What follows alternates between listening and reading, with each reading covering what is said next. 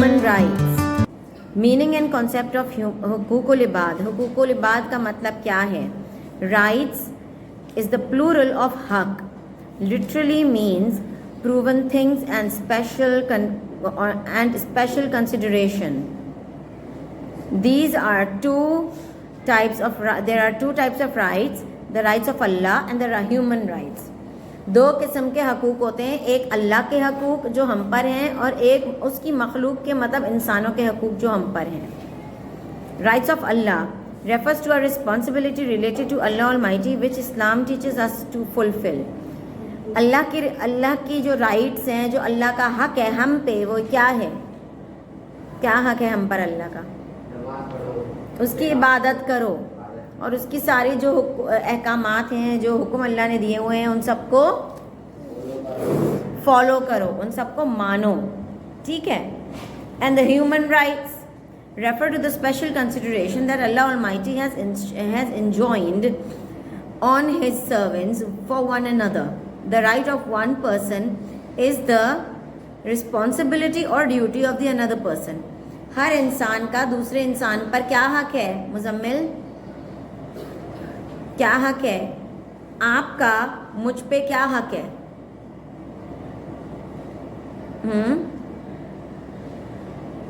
कि मैं आपको नुकसान नहीं पहुंचाऊं और मैं आपसे बुरी बात नहीं करूं, बैड वर्ड्स नहीं बोलूं और अच्छी बातें करूं, मैं आपसे अच्छी तमीज़ के लहजे में बात करूं और मैं आपको आप बोलूं, तू नहीं बोलूं, आपको क्या दूं?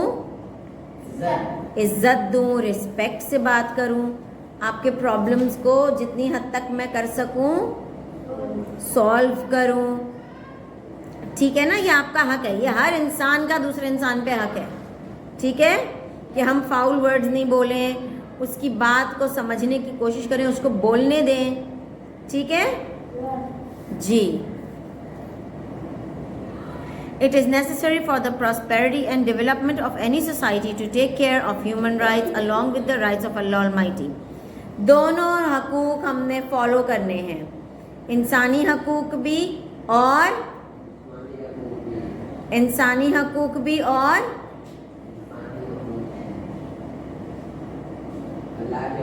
अल्लाह के हकूक़ भी.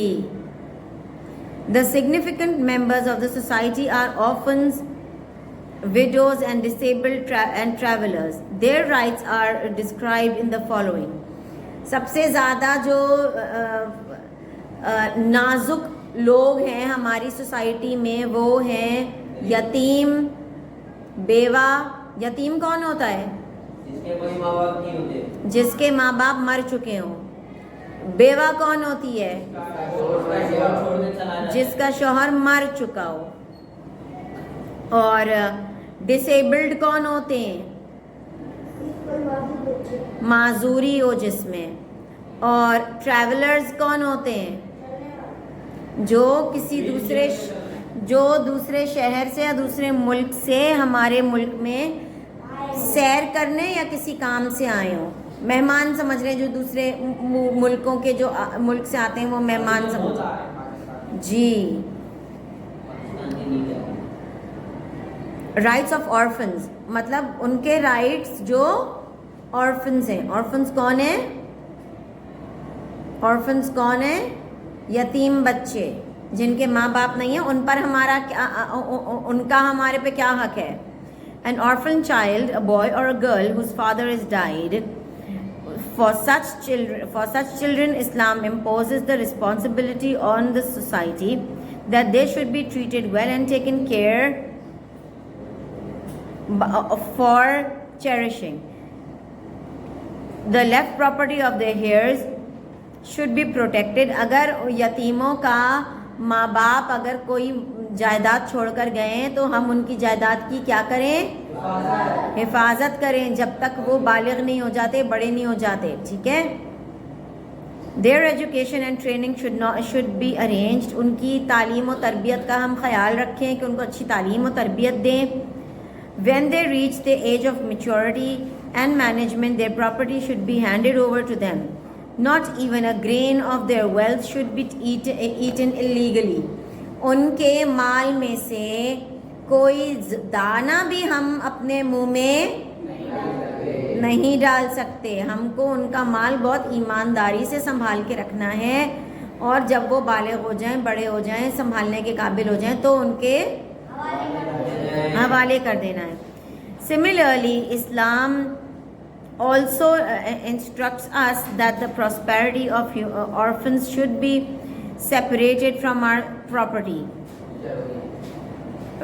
Property should be separated from our property. उनकी जो जायदाद है वो अपनी जायदाद के साथ मिला नहीं लो. कि जैसे कोई यतीम है बच्चा, हमने कहा कि तुम्हारे पास तो 5 करोड़ रुपए तुम्हारे माँ बाप छोड़ के गए, मेरे बिजनेस में लगा दो. उनका माल अलग रखो, अपने बिजनेस में लगाने की ज़रूरत नहीं है. उसका अगर कोई देखभाल करने वाला नहीं है तो आप उसका माल बैंक में डाल दें या उसके माल की अलग हिसाब किताब होगा. ये नहीं कि अपने बिजनेस में मर्ज करके अपना बिजनेस चढ़ा लिया ऊपर. ठीक है, ऐसा नहीं करना है. We should not mix with our wealth with his wealth with our wealth, nor we should have our inferior wealth in exchange for the good wealth. This act is a great sin, and Allah Almighty says, अल्लाह ने कहा है कि अगर कोई भी यतीम के माल पे गलत नज़र डालेगा तो क्या कहा है, देख लो. सूरह अल-निसा verse number 2, and give the orphans their wealth, and do not exchange the pure for the foul. किसी गलत को और उसके साफ माल को गलत माल में मत डालें.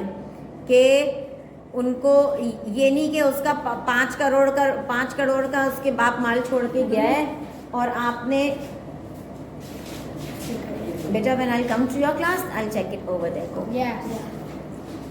तो आपने उसके 5 करोड़ का जो माल है वो आपने जुए में लगा दिया कि भाई ये जो है ना बढ़ जाएगा, और वो डूब गया. ठीक है ना. बच्चा तो बच्चा है, उसको तो पता नहीं है. आपने उसका माल डबल करने के चक्कर में, अपने नशे के चक्कर में उसको बेचारे का माल बर्बाद कर दिया. तो अल्लाह ने कहा है कि बहुत सख्त गुनाह होगा. And do not devour or use up their wealth mixing it with your own. This is indeed a great sin. उसका माल अपने बिजनेस में, अपने माल में मिलाओ नहीं. ठीक है, बहुत बड़ा गुनाह है ये. बिल्कुल बहुत बड़ी अमानत है ये. और आपने, जैसे हमने अपने प्यारे नबी से सीखा कि प्यारे नबी ने तो जाते हुए पर्दा फरमाते हुए अपने घर में जो सिक्के थे, जो चीज़ें थी, वो भी हज़रत आयशा से कहा था कि दे दो इनको भी. देखो हमारी जो पावर है ना, जो अल्लाह हमारी इतनी वो कर रहा है, हमारी दुआएं भी कबूल हो रही हैं, हमारे सवाब भी मिल रहे हैं, वो सिर्फ तब तक है जब तक हमारी रूह हमारे जिस्म में है.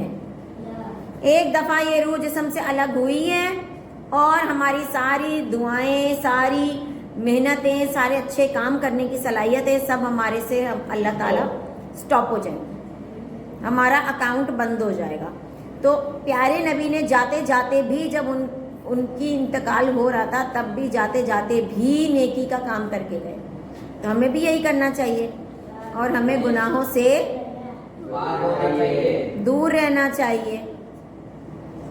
Islam also instructs that an orphan's guardian is himself poor. अगर कोई यतीम का रखवाली करने वाला, जो उसका चचा ताया हो, और वो खुद ही अगर गरीब है, he can take as much as he need from the orphan's property. But अगर वो इतना गरीब है कि खाने को रोटी भी नहीं है, तो वो यतीम के पैसे में से निकाल के यतीम को भी खिलाए और ख़ुद भी खा ले, ज़िंदा रहने के लिए, अगर इतनी बुरी हालत है तो.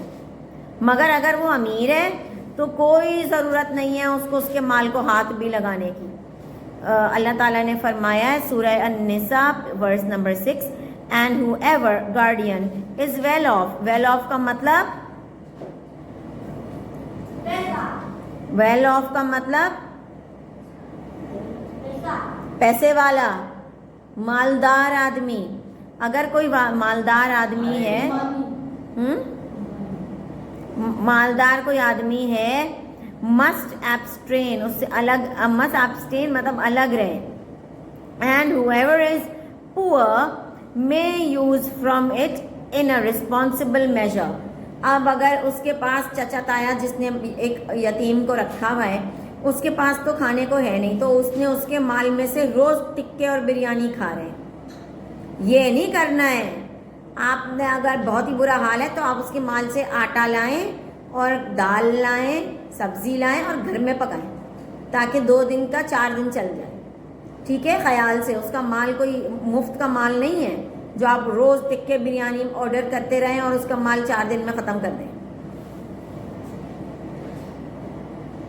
This gives the message that such orphan girls and boys who do not have any property left by their heirs, it is the collective duty for the Islamic society to take care of them, cherish them. अगर कोई ऐसा यतीम है जिसके माँ बाप उसके लिए कोई जायदाद छोड़कर नहीं गए, उनके पास कोई पैसा नहीं है, तो ये इस्लामिक सोसाइटी की ड्यूटी है कि वो उसको पढ़ाए लिखाए, उनको खुश रखे, उनके साथ अच्छा सलूक करे, रहम बल्कि एहसान का सलूक करे। It is also responsibility of human society that when the orphan girl and boys become mature, जब वो जवान हो जाएं, समझदार हो जाएं, तो ये इस्लामिक सोसाइटी की जिम्मेदारी है कि वो उनकी जो यतीम है, लड़का हो या लड़की, उसकी शादी करे एंड उसको एक प्रॉपरली उसको एक कमरा बना करके या कमरा किराए पे करके दे और उसको इतना काबिल कर दे कि वो किराया दे सके। मतलब उसको या तो किसी काम पे लगवाए कि भाई उसका मजदूरी उठा के वो उसको अपना बीवी को रख सके कमरे में और उसको एक ऐसा अलग से सेटअप करके दे। फिर वो उसकी मर्जी है, वो जितनी मेहनत करता रहे, अपने लिए 2 कमरे का घर ले ले, 10 कमरे का घर ले ले, महल बना ले हैं। मगर ये इस्लाम में सोसाइटी की ड्यूटी होगी, इस्लामिक सोसाइटी की ड्यूटी कि वो उस यतीम बच्चे को या लड़की को इतना स्टेबल करे। The significance of the guardian and kindness to orphans, यतीमों का हम सोसाइटी पर और उस आदमी पर जो उसको संभाल रहा है वो उस पर क्या हक है। द होली प्रॉफेट सल्लल्लाहु अलैहि वसल्लम has mentioned the great significance of guardianship and show kindness to orphans. यतीमों का इतना ख्याल रखने का क्यों कहा गया है? तब से हम यही पढ़ रहे हैं, यतीम का ख्याल रखो, उसके माल का ख्याल रखो। क्यों? क्योंकि वो अकेला है, उसकी माँ नहीं है उसके सर पे, उसका बाप नहीं है उसके सर पे। आप सोचें कि अगर हमें भूख लगती है, हम अपनी माँ से कैसे कहते, जल्दी खाना दो, उसको कोई खाना देने वाला नहीं है, उसके कोई नखरे उठाने वाला नहीं है। हम अपने बाप से कहते हैं पप्पा मुझे बाइक चाहिए, पप्पा मुझे ये चाहिए, पप्पा मुझे पैसे दो, पार्टी करनी है, हाँ या नहीं? उसको पैसा देने वाला कोई नहीं है, उसको बाप का नाम देने वाला कोई नहीं है। वो बाप कह के किसी को पुकार ही नहीं सकता, वो माँ कह के किसी के आगे रो नहीं सकता। यस और नो? तो इस वजह से कहा गया है कि ये सोसाइटी की ड्यूटी है कि उसके साथ बहुत प्यार से रहे। प्यारे नबी ने कहा है कि the best house amongst the Muslims is the house in which the orphans are treated well. सबसे बेहतरीन घर वो है जिसमें यतीम पल रहा हो। ठीक है? The worst house amongst the Muslims is the one whose Muslims are in which the orphans are ill treated. सबसे बुरा घर, बदतरीन घर वो है जिसमें किसी यतीम के साथ बुरा सलूक हो रहा हो। एक तो उसके माँ बाप नहीं है, उसको कौन है देखने वाला, इससे सफाई कराओ, कौन है देखने वाला, इससे राशन मंगवाओ, कौन है देखने वाला, इसको स्कूल नहीं भेजो, उसको काम पे भेजो ताकि हमारे मज़े पूरे हों। ठीक है? ताकि मैं जोड़ा ले सकूं तो उसको काम पे भेजो। क्यों? क्योंकि उसको कोई देखने वाला नहीं है ना, उसको कोई प्रोटेक्ट करने वाला नहीं है, उसको कोई बचाने वाला नहीं है। अगर अल्लाह ना करे कोई यतीम हो और उसको आप स्कूल ना भेजें, उसका कितना बड़ा हक खा रहे हैं हम। हम खुद तो स्कूल आ रहे हैं, हमारे माँ बाप हमें स्कूल भेज रहे हैं, मगर अगर किसी के माँ बाप नहीं है तो हम उसको उस पर लगा देंगे मजदूरी पे कि जाओ मजदूरी करो। ये जो हम इतने मज़े से ऐश से बैठे हुए ना हमारे माँ बाप की वजह से कि वो कमा रहे हैं तो हमें रोटी मुफ्त की मिलेगी। यतीमों के पास ये ऑप्शन नहीं है जो हमारे पास है। अल्लाह हमारे माँ बाप को सेहत तंदुरुस्ती के साथ हमारे सरों पर हमेशा सलामत रखे। आमीन सुम्मा आमीन। Rights of widows. अब बेवा, बेवा कौन है? जिसका शौहर नहीं है, मर गया है जिसका शौहर. A woman whose husband has died is called a widow. In pre-Islamic period, the ignorance and also today in other religions, a widow is not given proper place.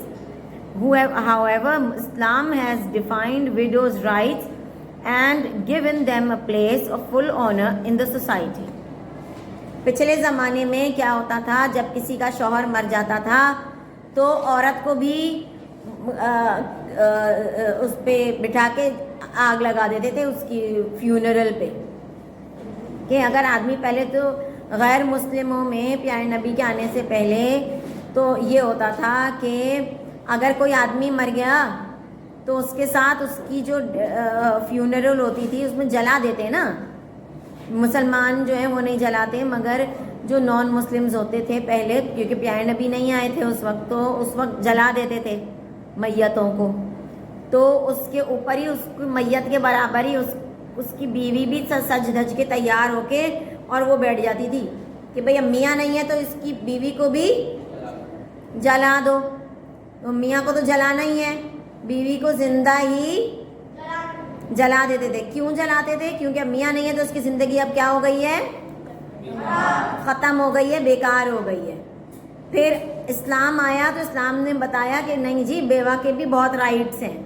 हक देना शुरू करा उसको कि नहीं, इसको मारेंगे क्यों, उसका तो हक है, इसको तो दो, इसका सोसाइटी ख्याल रखे. अब कैसे है ये बताती हूँ मैं. हम ये बात पढ़ते हैं हम जी. Yes, she should be given some property from her husband, 1/8 in case of having children. उसको उसके जो मियाँ जो मर गया है उसमें से भी हिस्सा मिलेगा. 8वां हिस्सा अगर बच्चे भी हैं तो 8वां हिस्सा, और 4था हिस्सा अगर बच्चे नहीं हैं. अच्छा जी, वो तो उसमें लिखा हुआ होगा ना, बच्चों का होगा. अगर बच्चे नहीं हैं तो बहन भाइयों को मिलता है. ठीक है. If the husband has not paid her dowry, अगर उसने उसका मेहर अदा नहीं किया. निकाह जब करते हैं ना तो उसमें मेहर का एक ऑप्शन होता है कि आप कितने पैसे देंगे इसको, अपनी बीवी को एज अ गिफ्ट. जी, कितने पैसे देंगे एज अ गिफ्ट. तो उसमें मियाँ पहले से लिखता है कि 10,000 दूंगा, 50,000 दूंगा, 1 लाख दूंगा, 10 लाख दूंगा, जितना भी वो दे सकता है उतना वो दे, जितनी उसकी हैसियत है. तो उसको कहते हैं मेहर. तो अगर उस आदमी ने उसको ज़िंदगी में अपनी बीवी को मेहर नहीं दिया है, देन आफ्टर हिज डेथ, उसकी मौत के बाद उसको उसकी taken out from her property, then the rest of the property will be distributed. उसको प्रॉपर्टी में से मिलेंगे, मेहर भी दिया जाएगा, और फिर उसको जो बाकी उसके जो वर्सा हैं वो भी दिया जाएगा, और वर्सा में से भी इसको शेयर मिलेगा बेवा को. अच्छा जी. The mourning period of her husband's death would be fixed at 4 months and 10 days. 4 महीने 10 दिन का ही सोग होगा, सारी जिंदगी का सोग नहीं है. ठीक है, 4 महीने और 10 दिन का सोग है. 4 महीने 10 दिन इसमें ये लिखा हुआ है ना, वो 4.5 महीने ही हो गए. हाँ बस. देखो पहले ये होता था कि बेवा को ना अलग कमरे में बंद कर देते थे. अब सारी जिंदगी ये इसी तरह रहेगी उदास. इसको ना पहनने का हक है, ना ओढ़ने का हक है, ना मेकअप का हक है, और आज तक वाकई ऐसा होता है. हमारी फैमिली में भी एक लड़की बेवा हो गई थी, तो उसको मेहंदी लगाने, मतलब उसको कहते थे कि मत लगाओ तुम, मगर वो जिद करके अगर लगा ली, क्योंकि बच्ची थी, 20-22 साल की थी, तो उसको तो दिल चाहता था ना मेहंदी लगाऊं, लिपस्टिक लगाऊं, मेकअप करूं, ये करूं, शौक पहनूं कपड़े. तो उसको मना कर देते थे कि नहीं पहनो. आप इतने लाल रंग उतरवा देते थे कि लाल रंग नहीं पहनो, और शौक ब्राइट कलर्स नहीं पहनो, इतनी तैयार मत हो, शादियों में मत जाओ, शादियों में नहीं जाओ क्योंकि बेवा का असर पड़ जाएगा तो बुरा हो जाएगा उसके साथ.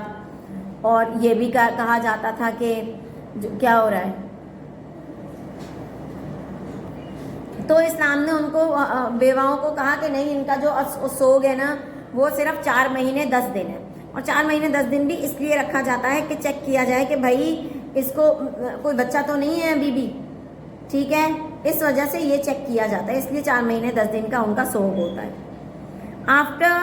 आफ्टर इद्दत, उसको इद्दत कहा जाता है जो 4 महीने 10 दिन की होती है। आफ्टर इद्दत the period of mourning is over, she is allowed to remarry of her own free will and no other person is allowed to impose his will upon her. 4 महीने 10 दिन पूरे हो गए, अब वो अपनी मर्जी से जो उसको पसंद है उससे वो शादी कर सकती है। कोई उसके साथ ज़बरदस्ती नहीं करेगा, कोई उसको बुरा भला नहीं कहेगा, कोई उसको ये नहीं कहेगा कि हाँ एक शादी के बाद तुम दूसरी शादी कर रही हो, कोई ज़रूरत नहीं है। उसकी अपनी फ्री विल है, उसकी अपनी ज़िंदगी है। ये किसने हक दिया? ये हमारे अल्लाह ताला ने एक औरत को हक दिया है। तुम आप सोचें कि इस्लाम से पहले औरतों का क्या हाल था? उनको तो पहले तो जिंदा ही दफन करते थे कि पैदा ही ना हो, ठीक है ना। वही तो बच्ची पैदा हुई, मार ही दिया कि भाई इसको मार ही दो। भाई तो बच गई होगी, किसी माँ बाप ने बचा लिया होगा, छुपा लिया होगा, ठीक है ना। तो जी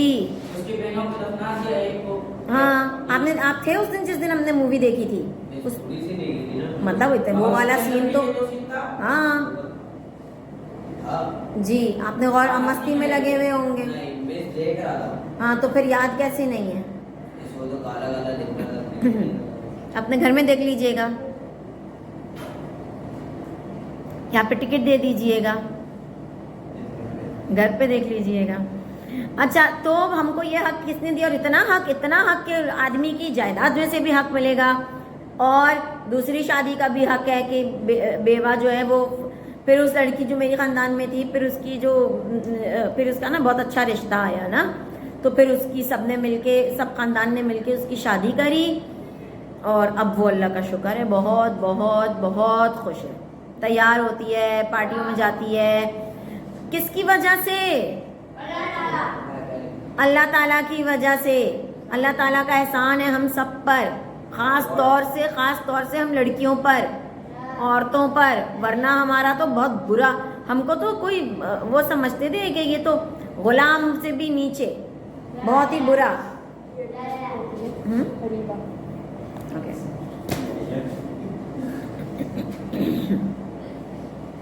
जी the rights of the disabled. Disabled का मतलब क्या है? डिसेबल्ड कौन है? माजूरी हो जिसमें, जो माजूर हो, किसी चीज से कमी हो। जी, disabled are those people of the society who can not meet the daily routine due to their physical or mental weakness और लॉस ऑफ सम लिम्स। किसी चीज की कमी, कुछ लोग पैदाइशी अंधे होते हैं, पैदाइशी लंगड़े होते हैं, टांग नहीं है, हाथ नहीं है, कोई जिस्म का हिस्सा नहीं है, बोल नहीं सकते। जी, the holy prophet peace be upon him and the messenger of Allah said that Allah Almighty says, please control yourself Muzammil, for whomever I take both of his eyes then he remains patient, I will reward him paradise। अल्लाह ताला ने कहा अगर मैं किसी की दोनों आंखें ले लूं और फिर भी वो सब्र करे तो मैं उसको जन्नत दूंगा। प्यारे नबी ने फरमाया कि whoever amongst Muslims remove one trouble of his brother, Allah will remove one of his troubles on the day of resurrection।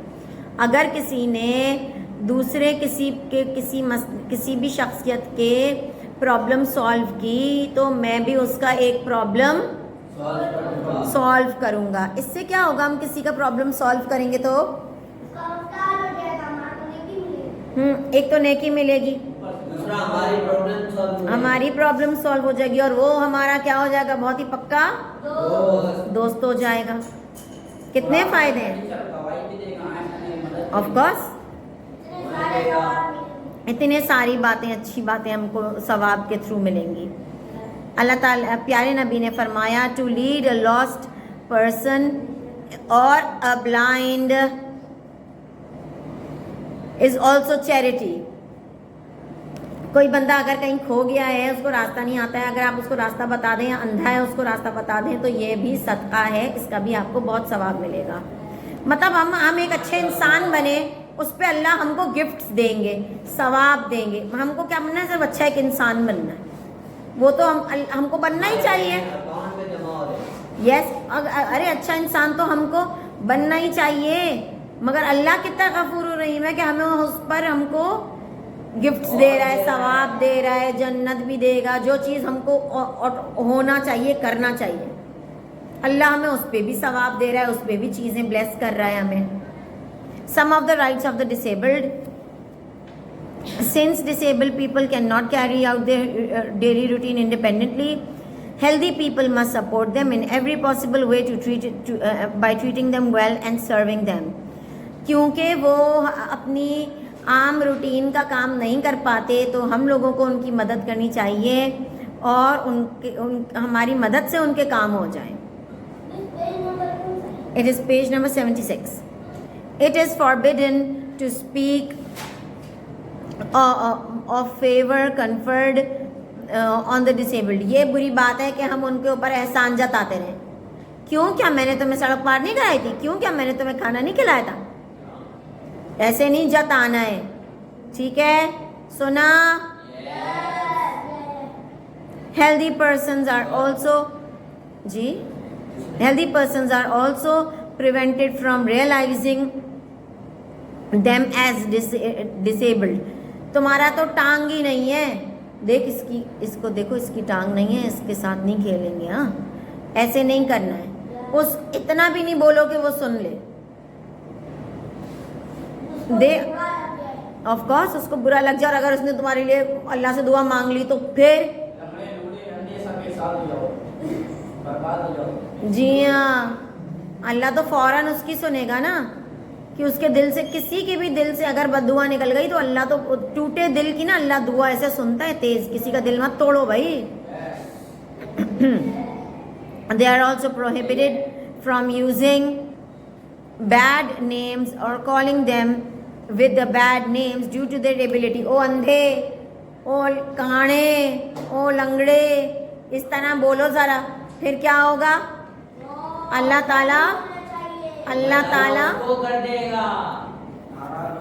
ताला नाराज हो जाएगा, अल्लाह ताला गुनाह देगा. It is forbidden to speak the favors conferred in the disabled. They also are prohibited from using the bad names. Like it is forbidden to call a person lame. ठीक है. If a disabled person does not have a relative or a guardian, it will be the state's responsibility to take care of the disabled, build an institution to care for them. अच्छा, अगर एक disabled माजूर के पास खानदान नहीं है, अब किसकी जिम्मेदारी है उसका ख्याल रखना? किसके घर रहेगा वो? उसका तो कोई खानदान ही नहीं है. एडी सेंटर किधर? एडी का नाम कैसे याद आया? क्योंकि एडी ने बनाए हुए, ये सेंटर बनाए हुए एडी ने, एडी साहब ने वो काम किया है जो गवर्नमेंट को करना चाहिए था. हमने ये नहीं कहा welfare centre, government welfare centre नहीं. सबसे पहले नाम कौन सा निकला? AD centre. क्योंकि एडी साहब ने अपनी ज़िंदगी में ही इतने ऐसे इंस्टीट्यूशंस बनाए थे, ऐसी जगहें बनाई थी, ऐसे लोगों के लिए छत बनाई थी कि जिनका कोई नहीं है वो आकर रहें. जिनका अभी देख लो सैलानी में और एडी में कितने लोगों को राशन मिल रहा है, खाना मिलता है, पानी फ्री. आप कुछ मत दें. समझ आई?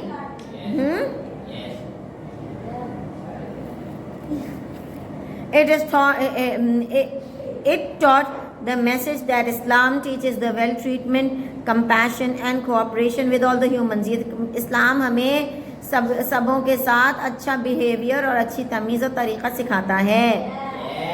However, the disability are the most deserving and sympathy for our sympathy and support. अच्छा, अब राइट्स ऑफ ट्रैवलर्स. ट्रैवलर कौन है? जो सफर करते हैं, जो सफ़र करे हुए, जो अनजान लोग हैं. ठीक है. अब अगर आप सफ़र करके कहीं और आए हैं, आपके पास या तो कोई दवाई मिस हो गई, घर पे रह गई. घर में हमारे पास तो सब कुछ है ना. ठीक है. यस. तो दवाई मिस हो गई. कई लोग होते हैं उनको हर जगह का पानी सूट नहीं करता. पानी कॉल करना है किसी को, कॉल करनी है, सिम नहीं है, आपको हर जगह आराम नहीं मिलता, नींद नहीं आ रही है. ठीक है ना. तो ये सब चीज़ों का देखने, ये सब चीज़ें जो है ना, ये सब प्रॉब्लम्स असल में होते हैं ट्रैवलर्स को. जब मैं बाहर गई थी तो बहुत अच्छा कमरा था, इतना नरम बिस्तर, इतना नरम तकिया, बहुत बेहतरीन. मगर मुझे सारी रात नींद नहीं आई क्योंकि मैं कंफर्टेबल ही नहीं थी. मैं तो अपने बिस्तर पे कंफर्टेबल होती हूँ. पानी की बोतल भी रखी हुई थी, उसका जायका मुझे समझ में नहीं आ रहा. फिर मेरा पेट खराब हो गया क्योंकि वो पानी और हमारे घर के पानी में फ़र्क था. फिर मेरे पेट में दर्द होने लगा, मैं बीमार होने लगी. बताओ, मैं तो ट्रैवलर थी ना, वो उस जगह तो मैं पहली दफ़ा गई थी. तो ये सब चीज़ें लोगों के साथ होती हैं. दिन रात का फ़र्क था कि यहाँ पे दिन था और वहाँ रात हो रही है, वहाँ सब सोएंगे. मगर मेरे जिस्म को तो जागने की आदत, क्योंकि दिन में तो मैं जागती हूँ. तो फिर मैं सारी रात जागती रही और सारे दिन में जो क्या आती रही, नींद आती रही, क्योंकि रात हो रही है पाकिस्तान में.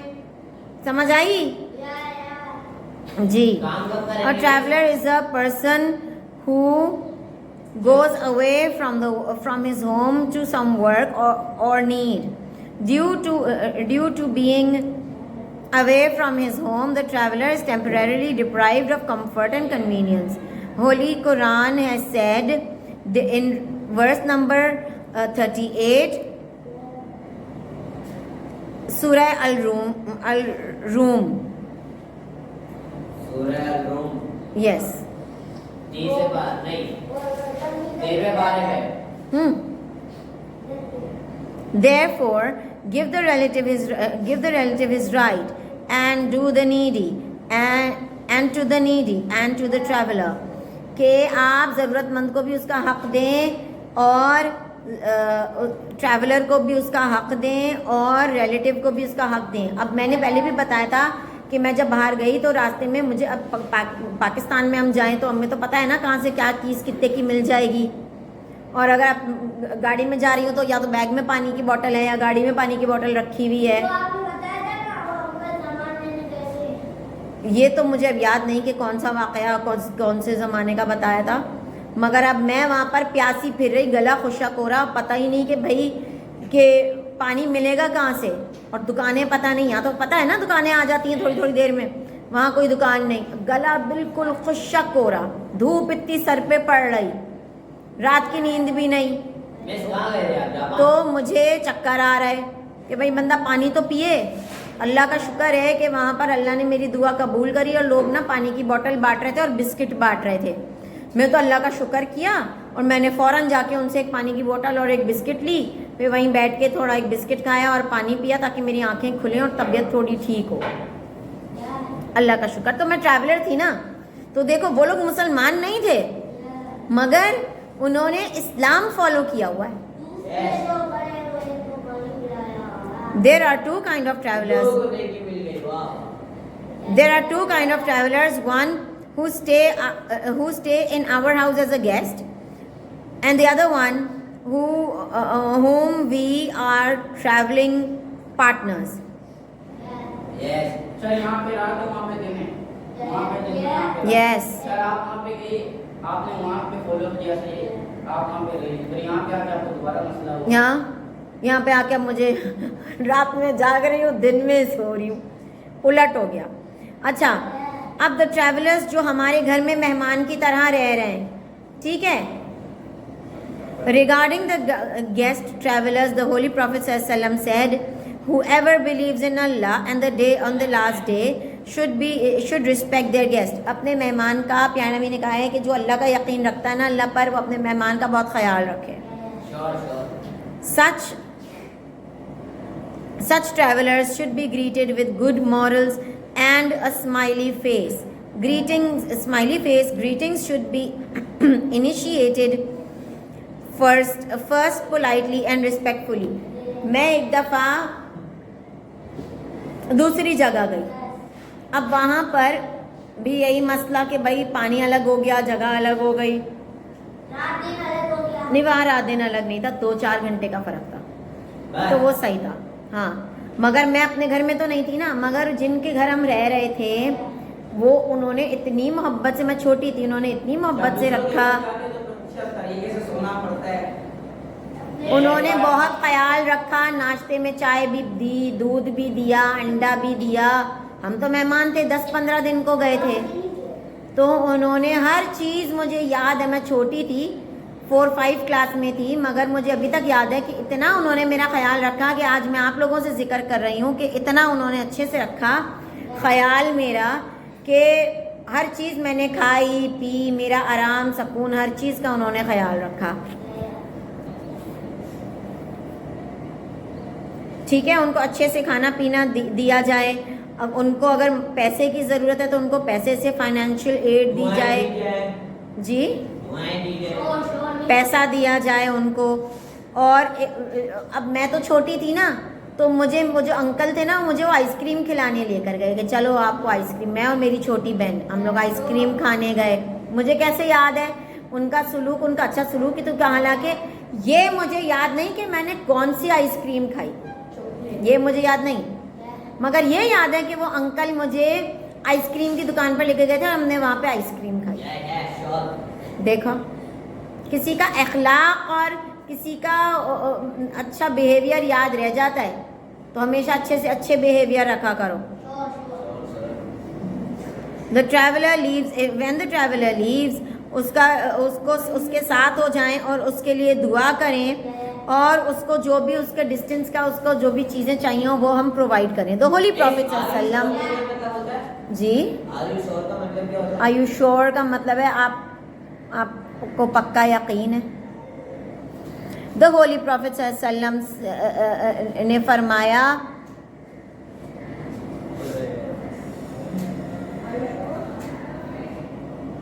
उन्होंने अपने मेहमानों के लिए फरमाया कि आई इंट्रस्ट योर रिलीजन, कि मैं आप पे trust end of the deeds of Allah almighty, कि आप जो हैं वो उसके ऊपर उसके लिए दुआ दे के उसको भेजें। ठीक है। The rights of the travelling partner, अगर आपके साथ कोई पार्टनर है जो आपके साथ ट्रैवल कर रहा है, अल्लाह ताला ने कुरान मजीद में फरमाया, verse number 36, Muzammil please try to control yourself. Verse number 36 सूरह अल निसा, and be kind to those who are sitting near you and the travellers, उनका बहुत ख्याल रखो जो आपके साथ ट्रैवल कर रहे हैं और जो बाकी हैं ट्रैवल करने वाले, उनका ख्याल रखो। अल्लाह ताला ने फिर फरमाया सूरह अन-निसा में, अच्छा ये तो हमने पढ़ लिया। Here are some rights of the traveler partner, आपके साथ जो पार्टनर है, आपका ट्रैवलर पार्टनर है, उसके लिए ये पॉइंट्स हैं। Kindness should be shown to the travelling partner, उनके साथ रहमदिली का मामला रखें, लड़ाइयाँ मत करें। अगर वो कह रहा है कि जैसे मुझे पहले दो खाना दे दें, 2 मिनट रुक जाए, ठीक है। अगर वो कहता है मुझे ये कमरा चाहिए, मुझे ये जगह चाहिए, उसका ख्याल रख लें, आप सब्र कर लें, लड़ाई ना करें।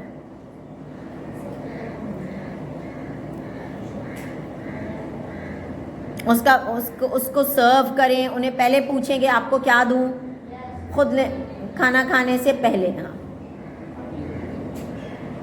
He should be treated with self-sacrifice and should not be harmed in any ways, उनको कोई किस्म का तकलीफ ना दो, दुख ना दो। The traveling brother should be given more than our need, उसको अपनी ज़रूरत से ज़्यादा उसको दें। With such cooperation, the journey will go in a pleasant atmosphere. The needs of each other will be met and Allah Almighty will be pleased. अगर इस तरह से हम दूसरों का ख्याल रखते जाएंगे तो हमारा सफ़र भी अच्छा गुजरेगा और अल्लाह ताला भी हमसे खुश होंगे, राज़ी रहेंगे। It conveyed the message that Islam commands to respect and help and meet the needs of the travelers, and he should be served as much as possible. जितना ज़्यादा आप